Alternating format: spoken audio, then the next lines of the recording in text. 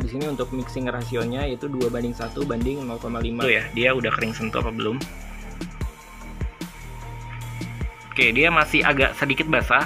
Kemarin selesai jam 3 sore ya, jadi proses pengeringannya sekitar 19 jam.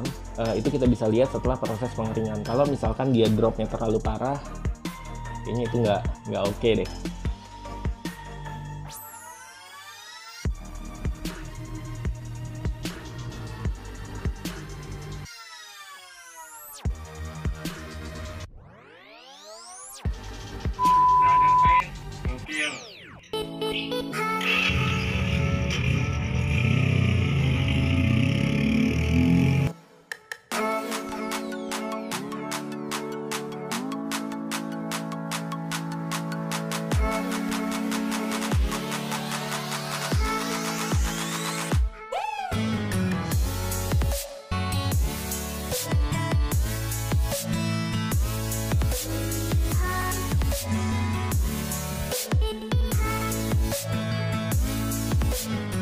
Nah, oke bro, jadi di depan gue ini udah ada Clearcoat Belcoat HS 2100 ya.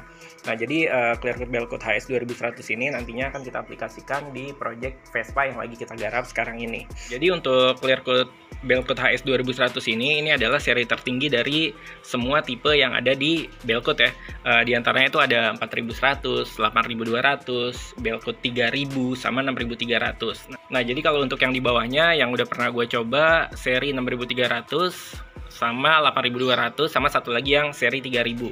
Nah, jujur aja kalau untuk Belcoat HS 2100 ini gue belum pernah coba ya. Jadi ini adalah seri tertinggi dari Belcoat. Nah, jadi untuk Belcoat HS 2100 ini nantinya akan kita aplikasikan di project Vespa yang lagi kita garap sekarang ini.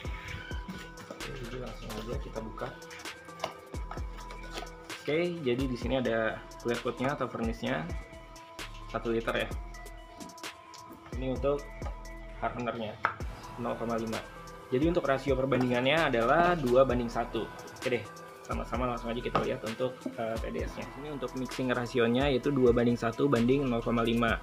Untuk umur campuran furnace-nya itu 2 jam. Jadi ketika lebih dari 2 jam setelah kita campur itu udah nggak bisa dipakai lagi. Untuk aplikasi 2-3 lapis. Viscosity atau kekentalan 10-12 detik. Untuk flash off-nya 10 menit.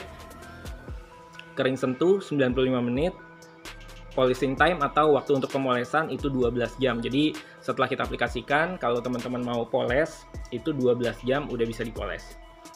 Nah, oke, jadi untuk thinnernya, untuk thinner campuran furnace-nya, di sini gue menggunakan Belcoat Polyurethane Slow Dry. Oke, jadi langsung aja kita mixing ya, dan langsung kita aplikasikan ke media yang akan kita furnace.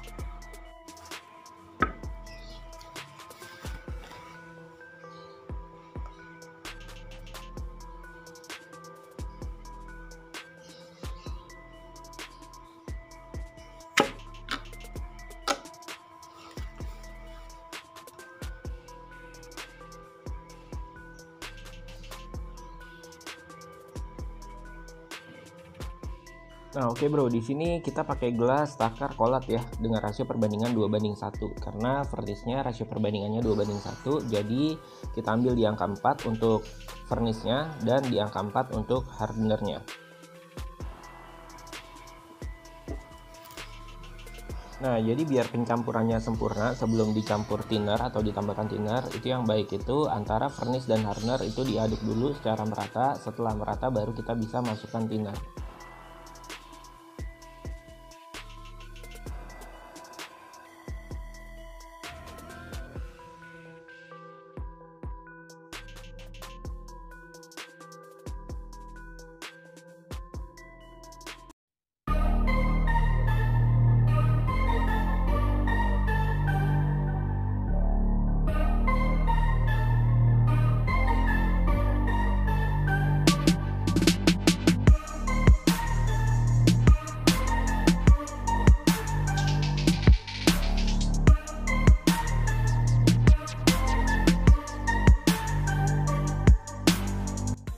Nah, oke bro, jadi di sini gue mau sedikit evaluasi dan koreksi ya. Jadi kalau kalian lihat di video-video sebelumnya, untuk aplikasi furnace biasanya gue tembak langsung basah. Tapi enggak, untuk aplikasi kali ini menggunakan Belcoat HS 2100 untuk aplikasi awal di sini gue buat berkabut dulu ya. Jadi untuk menghindari popping atau bintik-bintik.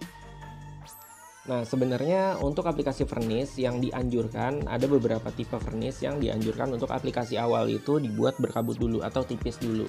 Nah, setelah itu dijeda sekitar 5 menit baru bisa ditembak langsung basah. Nah, itu tujuannya untuk menghindari popping atau bintik-bintik. Nah, demikian juga untuk aplikasi seperti ini sebenarnya sangat dianjurkan karena untuk menghasilkan fondasi yang kokoh di Furnish tahap awal.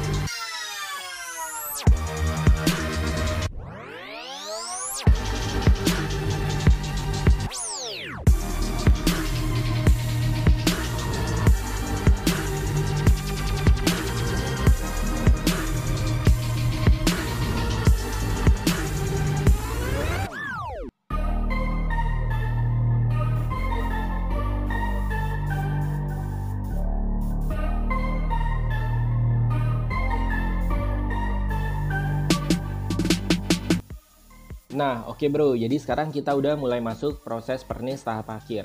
Nah, sebenarnya kalau untuk hitungan layer sendiri, untuk hitungan layernya itu Furnish ini hanya 3,5 lapis. Karena untuk layer pertama hanya kita buat berkabut tipis ya, untuk bikin pondasi awal.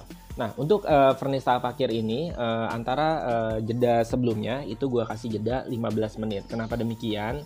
Karena untuk memberikan pengeringan yang cukup ya terhadap Furnish ini, karena kan udah cukup tebal ya, udah 2,5 lapis. Jadi untuk Furnish tahap akhir ini gue kasih jeda 15 menit untuk menghindari terjadinya popping.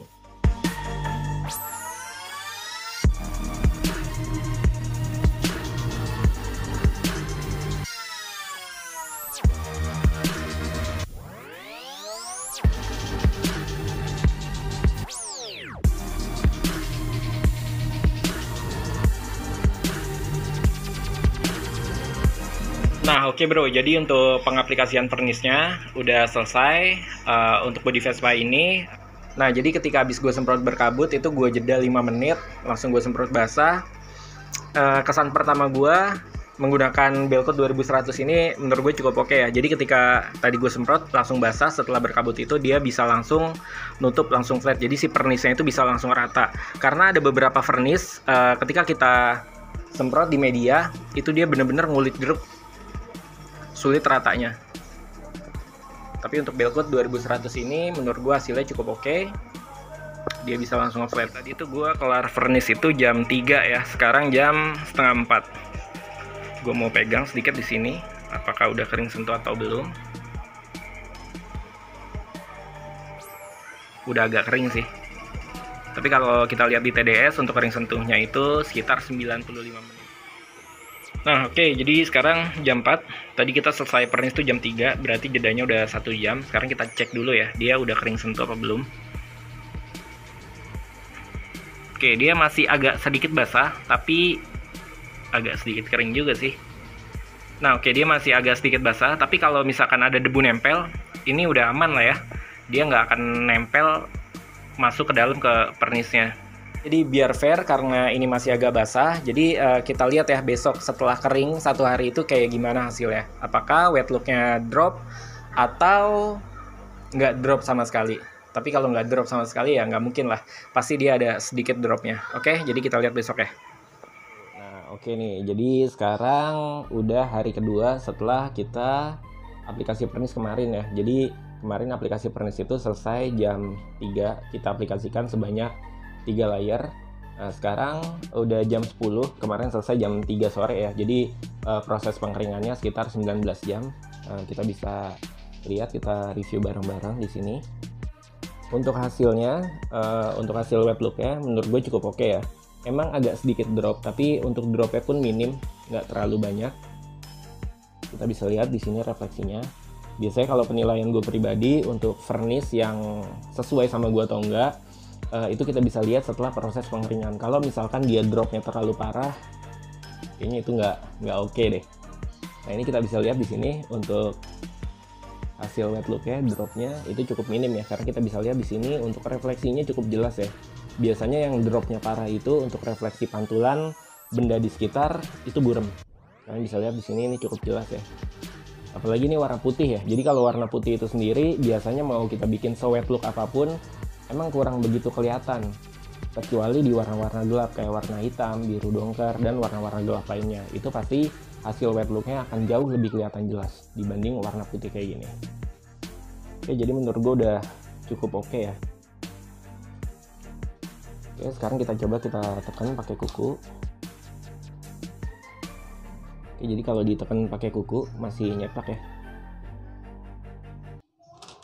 Nah, kita bisa tekan di sini. Nah, itu masih nyepak.